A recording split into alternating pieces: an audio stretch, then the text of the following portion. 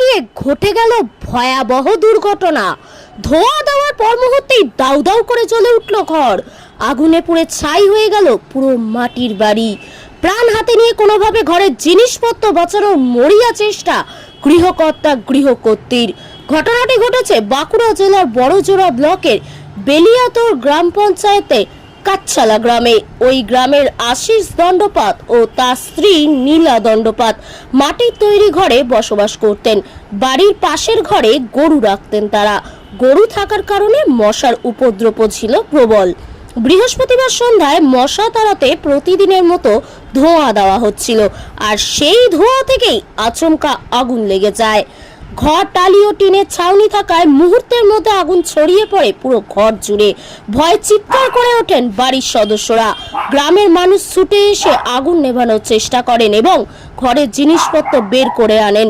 খবর পেয়ে ঘটনাস্থলে পৌঁছে যায় বেলিয়াতোর থানার পুলিশ ও বড়জোড়া ফায়ার ব্রিগেড। প্রায় 3 ঘন্টার চেষ্টায় আগুন নিয়ন্ত্রণে আসে। ততক্ষণে মাটির ঘর সম্পূর্ণ ভস্মীভূত। নীলা দণ্ডপাত বলেন, এই ঘরটাই ছিল আমাদের একমাত্র আশ্রয়। এখন থাকার জায়গাটাও নেই। সরকার যদি আবাস যোজনায় একটি ঘর দেয় তাহলে আমাদের মাথার ওপর অন্তত ছাদটা ফিরবে। বাঁকুড়া থেকে শেখ শফিকের রিপোর্ট, টার্গেট বাংলা নিউজ। আগুন লাগলো আপনার বাড়িতে? গোয়ালে ধোঁয়া দেওয়া হচ্ছিল, প্রতিদিন দেওয়া হয়।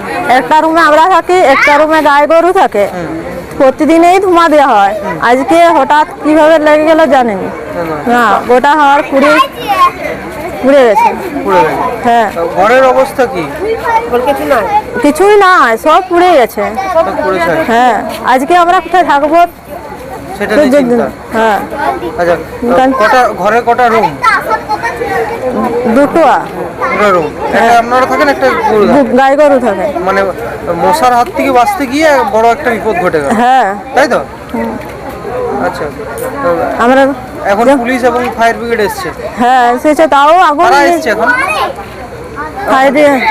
আর পুলিশ এসছে, কারণ আগুন নেমে না, এখনো জ্বলছে। সব পুড়ে গেছে, কাঠ পাট সব, ঘর কোনো সব পুড়ে গেছে। কালকে আপনাদের অবস্থা কি? কোথায় থাকবেন?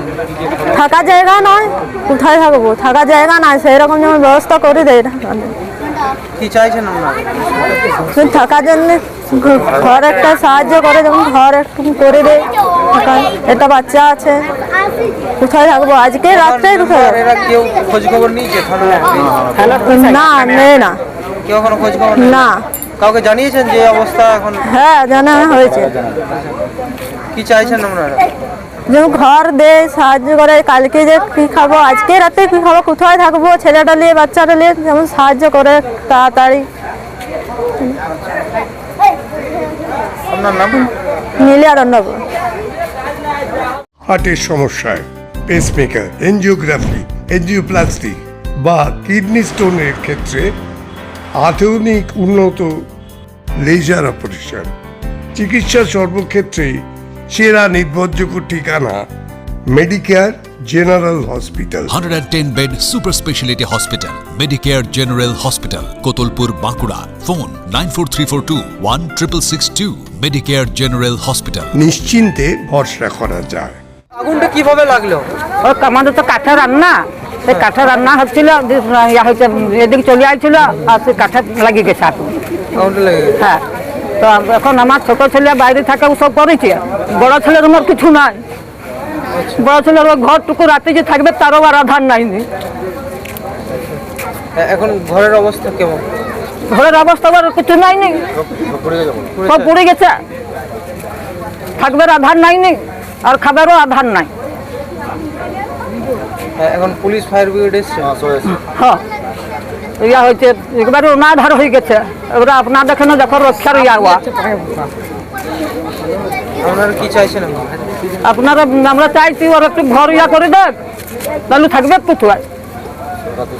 আমরা তো সেরকম ইয়া লই যে হ্যাঁ ঘরের থেকে কোন কালি দিয়ে করতে পারবো না, সাহায্যতা করলে কি করে হবে? আপনার নাম? আমার আরতি দণ্ডপাত। কিভাবে হলো? ঘটনাটা কিভাবে হয়েছে এখন তো আমরা গ্রামের মানুষ কিছু সেরকমভাবে বুঝতে পারি নাই।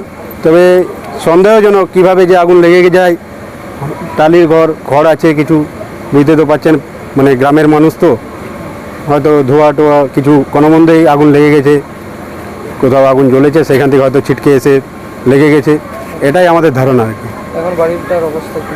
বাড়ির অবস্থা এখনও মানে কি বলবো, এখনও আগুন দাউ দাউ করে জ্বলছে, সেটা আমরা এখনও নেভাতে পারি নাই। ফায়ার ব্রিগেড টিম এসেছেন, ওনারা যথেষ্ট চেষ্টা করছেন, আমাদের গ্রামের মানুষ প্রত্যেকেই এসে যথেষ্ট আগুন নেভানোর চেষ্টা চালিয়ে যাচ্ছেন।